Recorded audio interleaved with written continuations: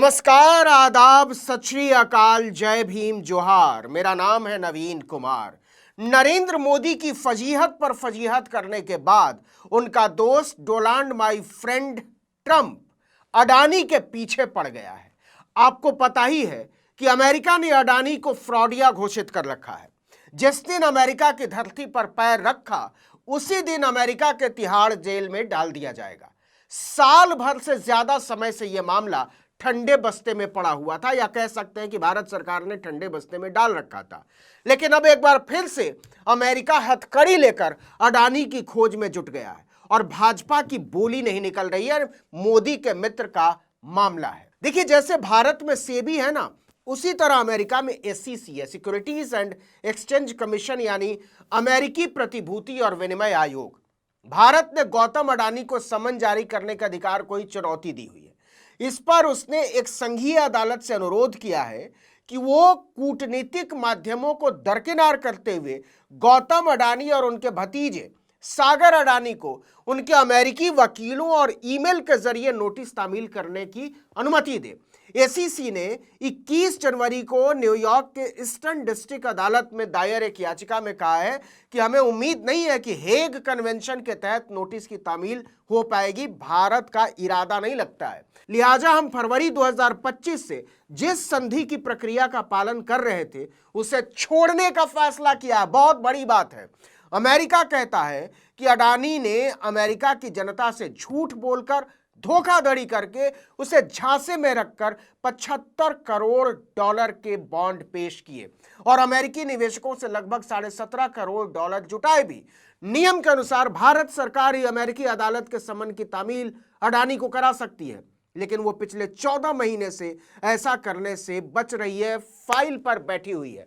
भारत के विधि और न्याय मंत्रालय के साथ करीब 1 साल तक चला पत्राचार और बातचीत किसी नतीजे पर नहीं पहुंच पाई, लिहाजा अब अमेरिका के सब्र का बांध टूट रहा है।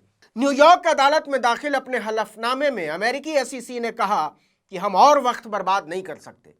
हमें 14 दिसंबर 2025 को भारत के विधि और न्याय मंत्रालय की ओर से पत्र मिले थे। उस पर 4 नवंबर की तारीख डली है। इन पत्रों में एक नया और अप्रत्याशित आपत्ति दर्ज की गई। अमेरिका ने इसे बहाना माना है। इसमें भारत सरकार ने कहा है कि एसईसी के पास नियम 5B के तहत अडानी को इस तरह समन भेजने का अधिकार ही नहीं है। यह दूसरी बार है जब भारत के विधि और न्याय मंत्रालय ने दस्तावेजों की तामील से इनकार किया है। पहली बार अप्रैल 2025 में इनकार किया गया था। तब मंत्रालय ने दस्तावेजों में मुहर और हस्ताक्षर न होने का हवाला दिया था, जबकि अमेरिकी एसईसी का कहना है कि हेग कन्वेंशन के तहत इसकी कोई जरूरत ही नहीं है। और अब federal rules of civil procedure के नियम 4F3 के तहत वो अडानी को नोटिस की तामील में अड़ंगा लगा रहा है। आपको बता दें कि 20 नवंबर 2024 को एसीसी ने अडानी ग्रीन एनर्जी लिमिटेड के चेयरमैन गौतम अडानी और कंपनी के कार्यकारी निदेशक सागर अडानी के खिलाफ एक सिविल शिकायत दायर की थी। इस शिकायत में अमेरिकी आयोग ने आरोप लगाया था कि उन्होंने भारतीय सरकारी अधिकारियों को सैकड़ों मिलियन डॉलर के भुगतान या भुगतान के वादों से जुड़ी एक रिश्वतखोरी योजना को अंजाम दिया।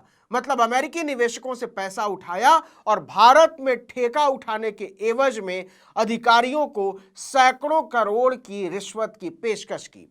ये आरोप सितंबर 2021 में अडानी ग्रीन द्वारा जारी बॉन्ड ऑफरिंग से जुड़े हैं, जिसके जरिए अमेरिकी निवेशकों से 175 मिलियन डॉलर से ज्यादा की राशि जुटाई गई थी। एसीसी की शिकायत के अनुसार इस बॉन्ड ऑफरिंग से जुड़े दस्तावेजों में अडानी ग्रीन के भ्रष्टाचार रोधी और रिश्वत रोधी कार्यक्रमों को लेकर किए गए दावे गौतम और सागर अडानी के कथित आचरण के मद्देनजर महत्वपूर्ण रूप से झूठे या भ्रामक थे। इसकी एक शिकायत अमेरिकी अटॉर्नी कार्यालय में दर्ज कराई गई और उसी दिन न्यूयॉर्क के ईस्टर्न डिस्ट्रिक्ट कोर्ट में भी एक आपराधिक मामला, क्रिमिनल केस दर्ज किया गया। इसमें अडानी बंधुओं और अन्य लोगों पर प्रतिभूति धोखाधड़ी की साजिश, वायर फ्रॉड की साजिश और प्रतिभूति धोखाधड़ी के आरोप लगाए गए। अडानी समूह ने 21 नवंबर 2024 को जारी अपने बयान में इन आरोपों को निराधार बताया और कहा कि वो सभी संभव कानूनी विकल्पों का सहारा लेगा। लेकिन मामला तब बढ़ गया जब 17 फरवरी 2025 को अमेरिका ने गौतम अडानी और सागर अडानी के नाम भारत सरकार के विधि एवं न्याय मंत्रालय को समन भेज दिया कि इसकी तामील कराई जाए।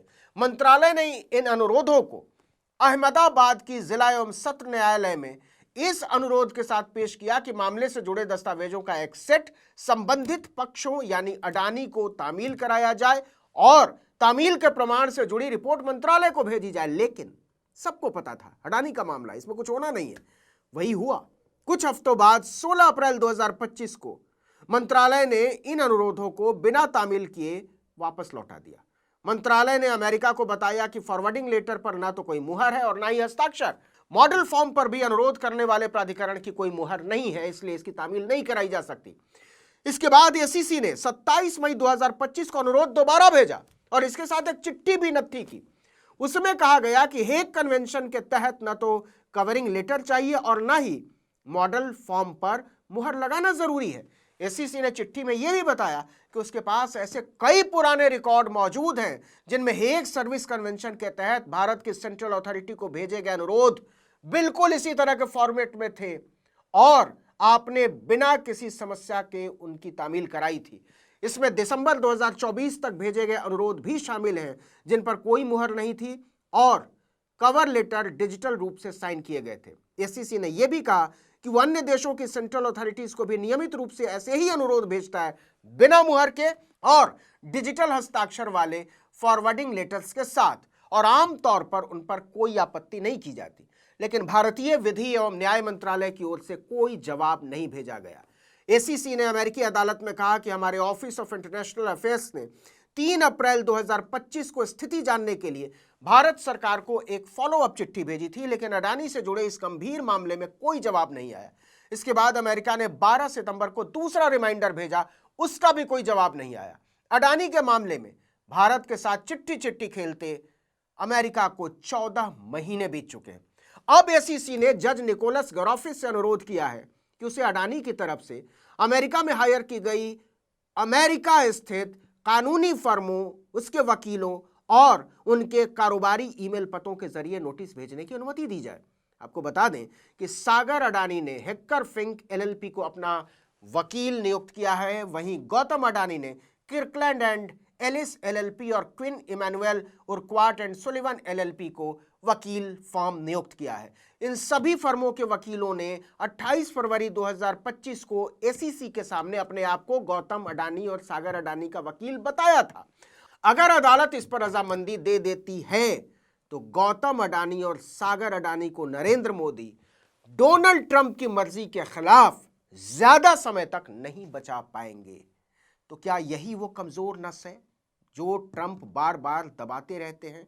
देखिए, एसीसी का दावा है कि शिकायत दायर करने से पहले की जांच के दौरान उसे 100 से अधिक दस्तावेज मिले जिनसे पता चलता है कि सागर अडानी ने अडानी ग्रीन से जुड़े कारोबारी कामकाज के लिए अपने कॉरपोरेट ईमेल का इस्तेमाल किया था।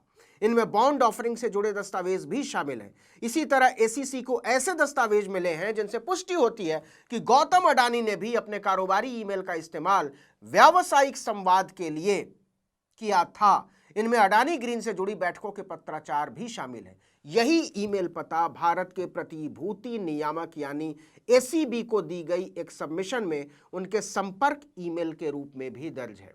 एसीसी ने दलील दी है कि यह मानने के ठोस आधार है कि दोनों ईमेल पते अभी भी सक्रिय हैं और उन्हें चेक भी किया जाता है। इतना ही नहीं, एसीसी ने कहा है कि अडानी बंधुओं को अच्छी तरह पता है कि हम उनके खिलाफ अमेरिकी जनता के साथ धोखेबाजी और जालसाजी का मामला चलाने जा रहे हैं। एजेंसी ने नवंबर 2024 और जून 2025 में अडानी की सार्वजनिक टिप्पणियों का हवाला भी अदालत के सामने पेश किया है, जिनमें कहा गया था कि हमारे खिलाफ फॉरेन करप्ट प्रैक्टिसेस एक्ट के उल्लंघन या न्याय में बाधा डालने की साजिश का कोई आरोप नहीं लगाया गया है।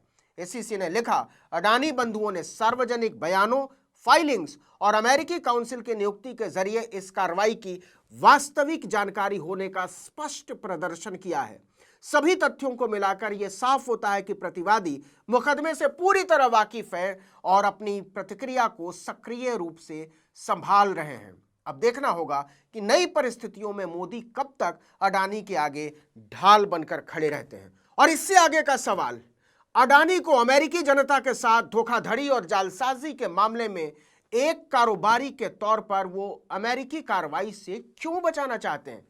क्या उन्हें अपने डोनाल्ड माई फ्रेंड पर अब इतना भी भरोसा नहीं रह गया कि उनके रहते उनके जिगरी यार के साथ अन्याय नहीं होगा?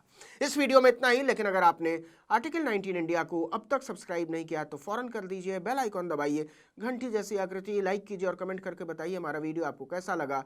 हमारा ट्विटर हैंडल है आर्टिकल 19_इंडिया और मेरा ट्विटर हैंडल है नवीन जर्नलिस्ट। नमस्कार।